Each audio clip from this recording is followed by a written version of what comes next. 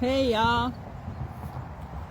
This morning, I'm gonna go harvest the winter squashes from Josh's Arches. So that's gonna be butternut and hopefully the Tahitian melon squash as well.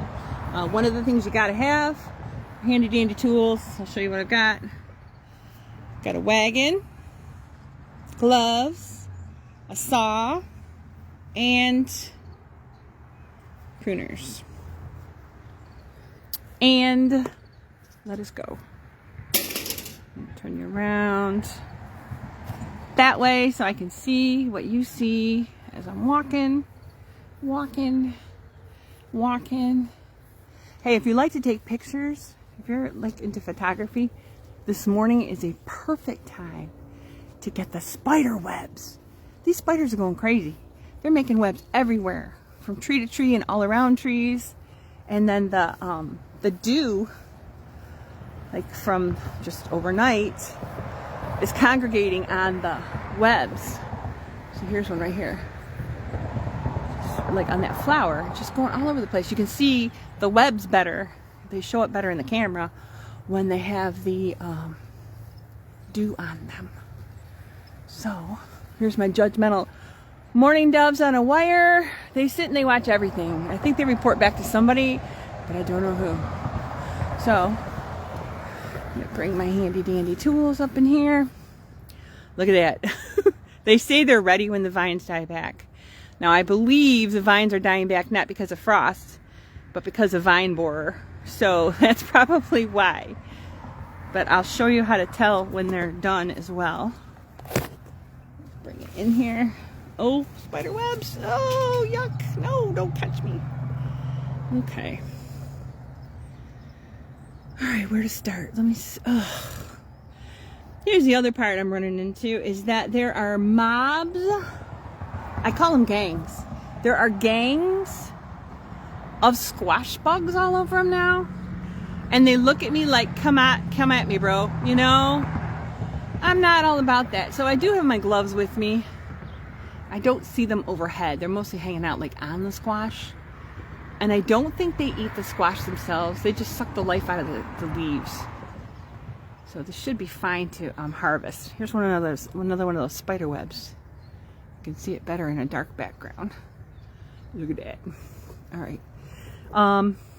Yeah, so while I'm here, let me show you real quick how to tell if you're, one way to tell if you're squash already. Oh my gosh. I'm glad I saw that. I don't want to mess with that. Don't put your head in there, Tim. All right. What they say is if you can take your nail, if you can pierce the skin, it's not ready. But if you have a hard time piercing the skin, it's ready. So this one is not really piercing, so I'm going to take it out.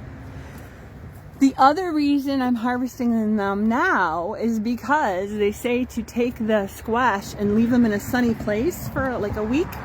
And I know, like to cure, and I know we're going to have at least 4 days coming up of warm, sunny weather that's dry. So I want to get these babies harvested and brought in as soon as I can, as soon as possible. So I figured I'd bring you along. Let's start with these guys here. When you harvest them, watch out for your squash bug gangs, obviously. But you're gonna actually, let me get my gloves on, I'll show you.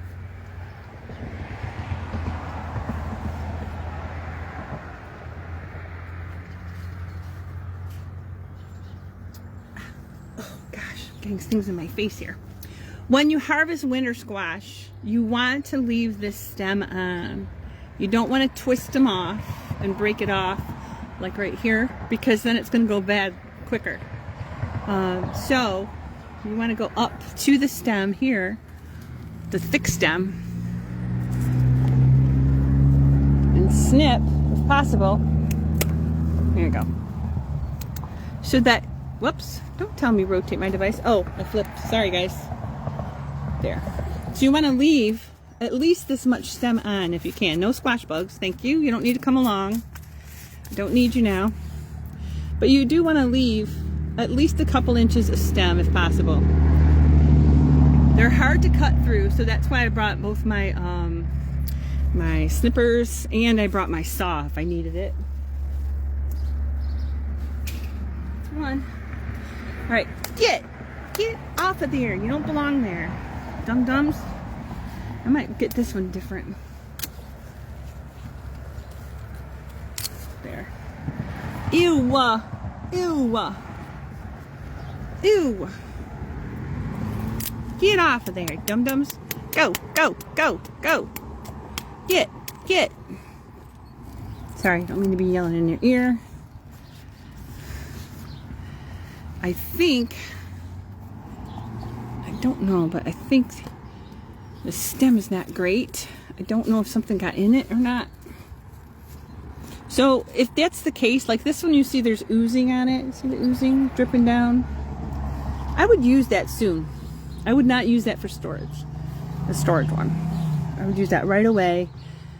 Cook it, freeze it, cook it, puree it, can it with a pressure canner, because you can't use a water bath canner for canning squash, I'm told. But I would not, this is not a storage one. This is one to use right away. I'm still going to try and cure it outside.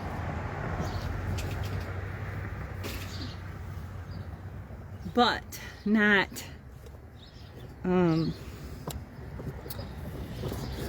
not keep it for long term. I might have to do the same thing with this one. That's a bummer. I'm gonna bring it down to your level here. What a bummer. I wondered about it maybe a week ago if I should start bringing them in. I'm like, they'll be okay. No, you have to wait. Something's on me. Oops, sorry. Yeah, no, I don't like the squash bugs at all. I feel like I need like long gloves, long rubber gloves, or something. There. So I'm gonna just get the vines all around it. Now, once I let the chickens come in here, they will get all the bugs off the soil. They will get eggs that are in the soil. This one's been rubbing against the against the fence as well, so it's got some markings on it. That's where the flower, this is the butt end where the flower was. Okay, but you see this stem is just doesn't, it's not the healthy kind of brown that you see normally. So probably we're on the vine too long.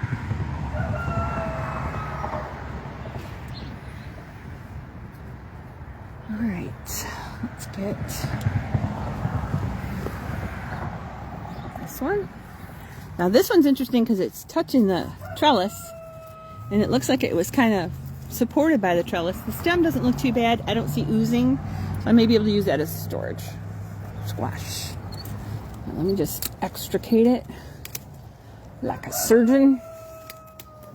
I'm very careful. There we go. Bring it through. I love the trellis, the cattle kennel arches, because the squares are so large that it's really easy to, slip through fruit, put your hand through if you're harvesting on the other side. I love it. Versus like garden fencing. This one looks good. Get off of there, bugs. Ew. Okay. Guess what? Give me bugs. Bugs. I was just telling the chief this morning, I wish that was something I could get over. Gardening would be so much fun except for the bugs. Now, I've told you before, if you've got bugs in your garden, that's good. Now, and if you've got good bugs in your garden, that's good. Obviously. But not the bad bugs. There. This one looks decent. It's just a dark green stem up here. So it looks like it could be successfully stored. I won't know until I get off the vine.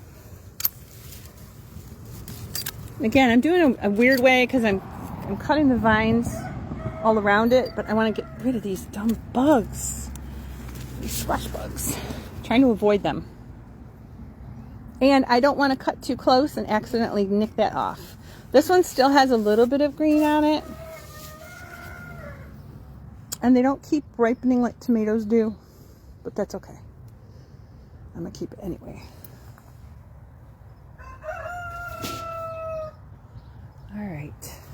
Now there are some I am not, I don't know. What do you think? I wonder if I should get this one.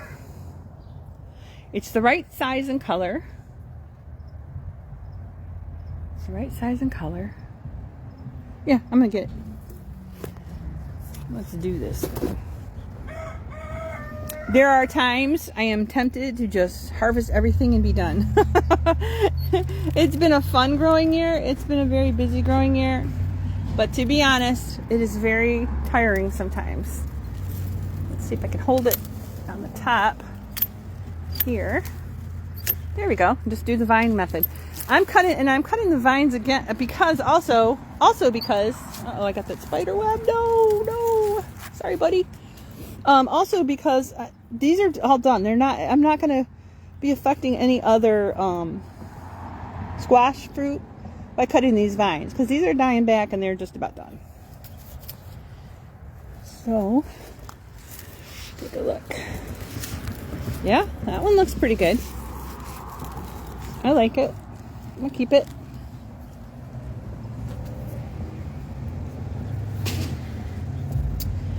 There are, one thing I really love about growing on the trellis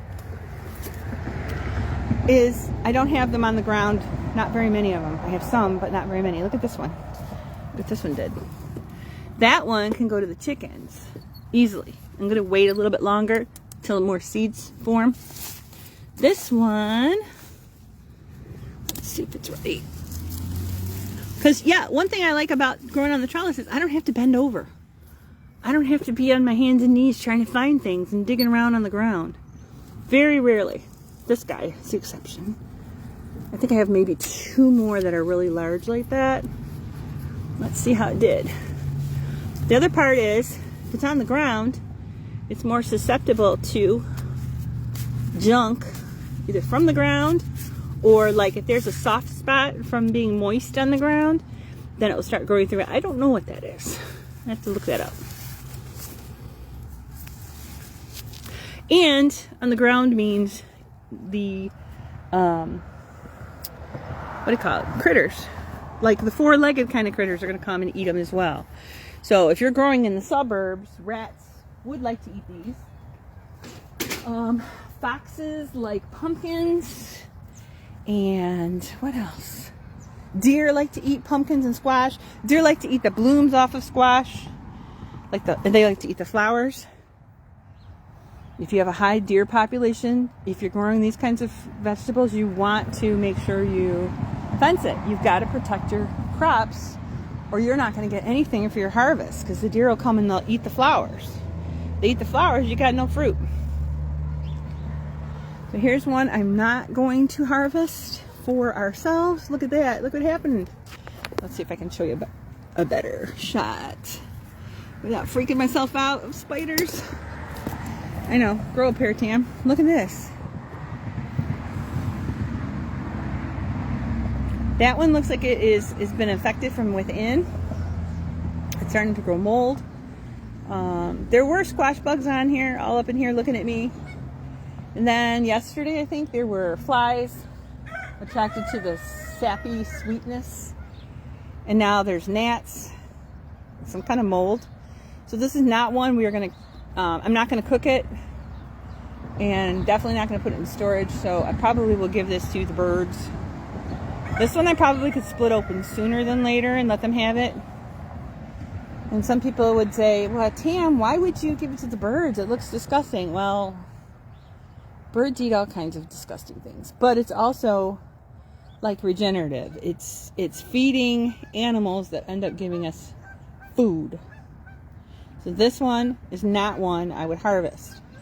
I think the other part is sometimes birds will come along and they'll poke holes in things if they can to test it out, or an animal might take a bite of it and then that opens up that skin for things to get in it, and you can tell that there's I don't know if you can see it on this shot, but the walls of the squash are pushing outward. So inside there's something fermenting on the inside part. So if I don't give it to the birds, I might just toss it in the compost pile. And then we'll end up having butternut squash everywhere in the compost pile. But I might do that. I'm not sure yet. Think about it. So I also have some more that are ready to harvest on the ground. I'll get those later. I just wanted to show you. I have some up here that are ready as well, and I will get to those, not on camera, but I wanted to show you, you know, how to harvest them. This one has some damage on the bottom. So this is not one I'm likely going to use for storage at all. I don't even know if I'd use it for seeds. Because if you're collecting seeds, you want to get it from the most healthy plants that you have, the most healthy overripe fruit that you have, because that's the genetics that are going to be passed down in the seeds. Ooh, that one looks good. Maybe I'll get that one too. But like I said, I'm going to come back and get those. I want to show you the other squash, the Tahitian melon gourds. Oh gosh, here's the thing is Cucuzza, all these fresh green leaves, happy green leaves, they're all Cucuzza. Look at all those male flowers on that vine over there. That's Cucuzza. It has taken over apparently this whole trellis.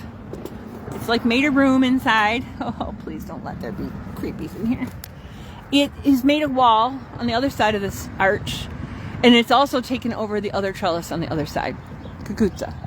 And I did a quick film about, or quick video about how they are, there's a whole lot of fruit now, and I'm hoping, and it's on the other trellis, not even on this trellis, but I'm hoping that it has time to mature before the frost comes, and we will have to wait and see, I guess.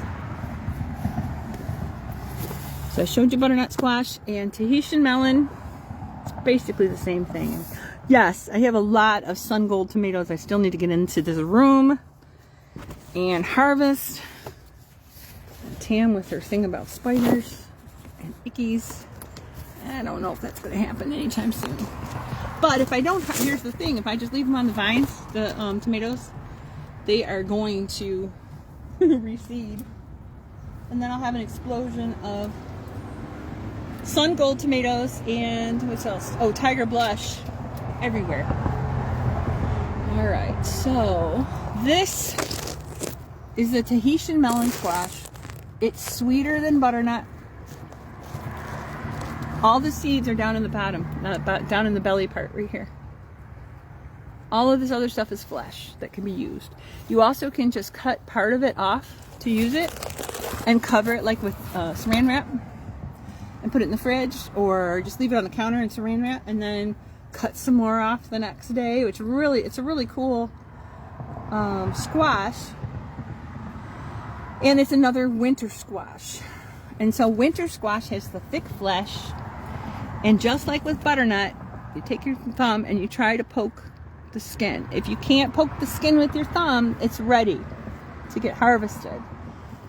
And a winter squash has a thick, thick, thick skin.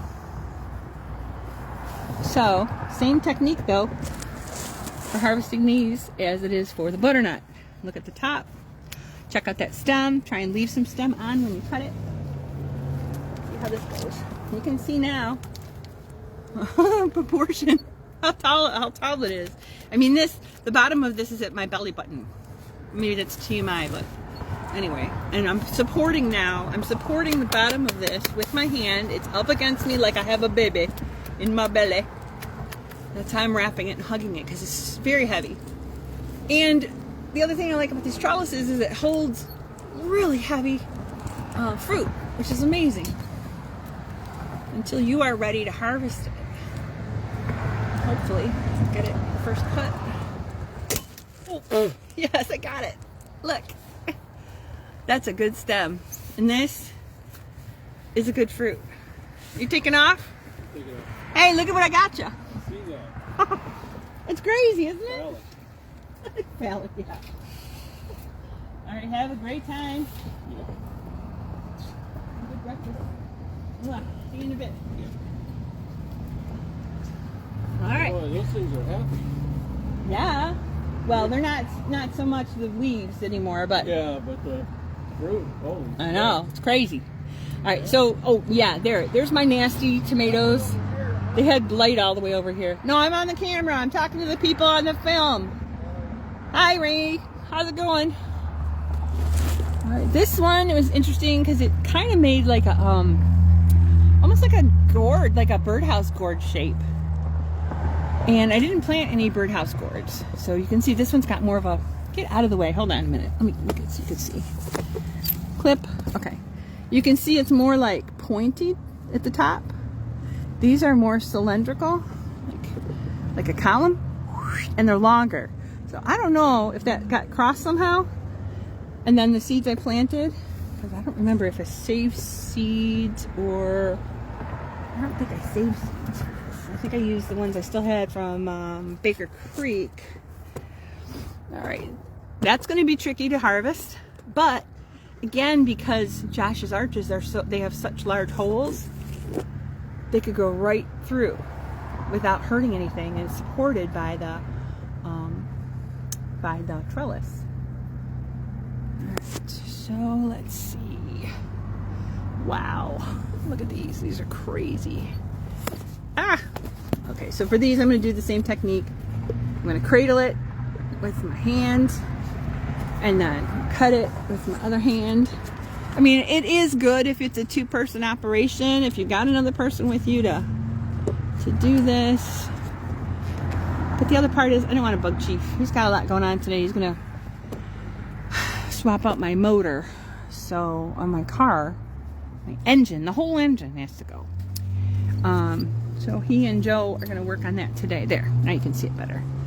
This one has got some markings on it, and it may have been that it was on the trellis and I probably moved it off the trellis because it's got like a curve right here and a little bit of marking to it.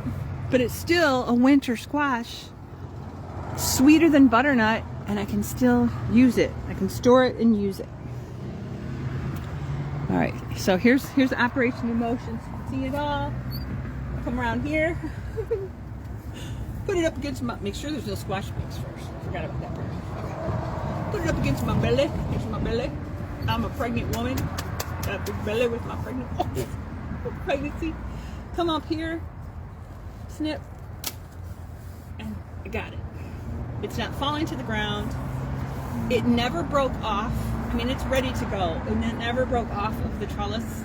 So butternut and the Tahitian melon squash are great for trellising because they can take up so much ground room and space that sometimes it's better in the long run to put them on a trellis because they don't come off.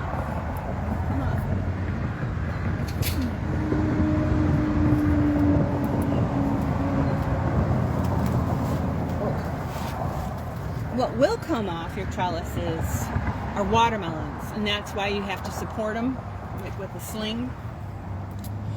But if you're going to support watermelons, don't use cloth t-shirts because it'll split the watermelon. It retains too much moisture. Next time I'm going to try either a mesh bag or even like a small square of cheap deer fencing underneath. These do not have to be supported. They're not going anywhere. So cradle it. This one it's not really as easy to get to this way, but here. Oops. I tell my kids sometimes, commit, like when they were learning how to drive. And, oh, there we go, it broke off. Oh, good. It broke off with some stem intact. So this is good news. Good news. And then this is the one that's got the stuff from the trellising, which doesn't hurt anything. This is a really, really good specimen. It's like a dark tan. And the skin is super hard. There's no other damages. That's not gonna hurt it. Like I said, it's more like scar tissue, so it's not gonna split or anything. It's not recent. I'm gonna put this in the wagon. Oh.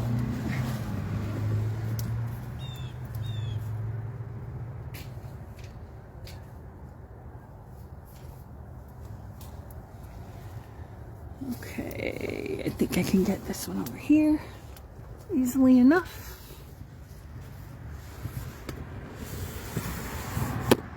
There we go.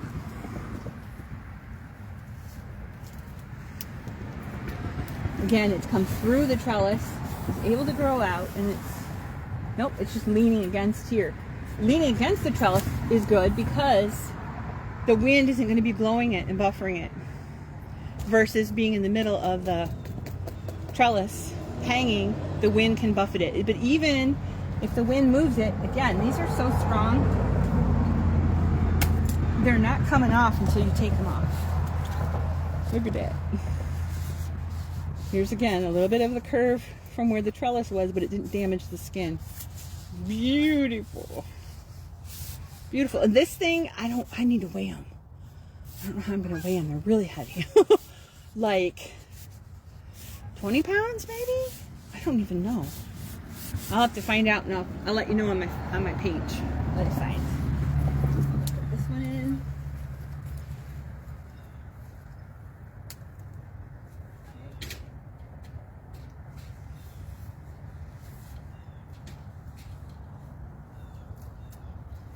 And let's see how we're gonna get this one here.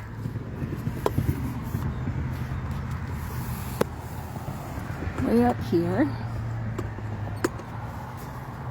How will we get that one? Want you to see it? This is only my second year growing Tahitian squash and the butternut. Oh no, third year butternut. Second year Tahitian melon. And I think it's one I'm going to keep growing. So I really like it. And guys, you want to use these and butternut for pumpkin pies. When you buy pumpkin mix, it's squash. It's not usually pumpkin. Save your pumpkins for Halloween, but save these to make pumpkin pies. Let's see if you can see what I see. There you go. See, it's a pretty solid stem. I can get it here easy enough, as long as I'm gonna hold it like down here, catch it so it doesn't fall. I don't know if they'll hold up if they fall, because I've never had them fall before, but I really don't want this to be the first time either. All right, so let's get this Tahitian melon squash. Oh, it's raining on me. Oh, okay. Holding it underneath, I'm pushing it upward a little bit for counterweight. Snip it with a couple inches of stem left. Yeah, baby. Oh, yeah, baby. Look at it. It looks like a little mouth. This is again where the trellis was. Doesn't hurt it. And it's huge and it's really heavy. So I think the next time I harvest these, I will have the chief with me to help me.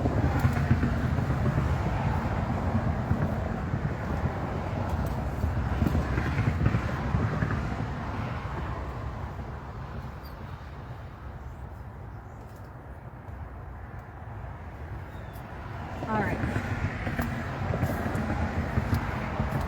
So that, whoops, let me flip it so you can see what you see. Hold on. There we go. Oh, not flip it. That's okay. Anyway, that's how you harvest your winter squash. So butternut, Tahitian melon, buttercup. You can do that too. That's like a smaller version of it, which I think I have some of that here. Yes, I do. But I have to go through the cucuzza wall over here. Let's see. I'll take you with. Here we go. Don't kill me, cucuzza. Oh my, oh my, oh my. Trellises are still awesome. I love trellises. Love, love, love them. They are really the bomb. And I always will recommend them. You just have to be aware of creepy crawlies and spiders and spider webs and things like that. So you have to man up about it and get some gloves or something. All right, so this one is I believe it was a buttercup squash. So full grown, this is the size it's going to be. It's like a personal butternut. I have a couple of those, not a whole lot. And it's not ready yet because it's still green. I'm going to wait until it turns tan like the other one was. And this cucuzza is amazing. So I'm going to show you the cucuzza in a minute. I'm going to put it up high. And the old drone I had, less expensive drone, it flew away. So it decided it wanted to go live somewhere else. So I bought a new drone, and eventually I want to drone this stuff before it all dies off from the frost. But here's a drone kind of view. Let's see, let me twist this a little bit. And then I'll show you the wagon full of things that we just picked, and there's still more I gotta pick. So hopefully you can see the cucuzza.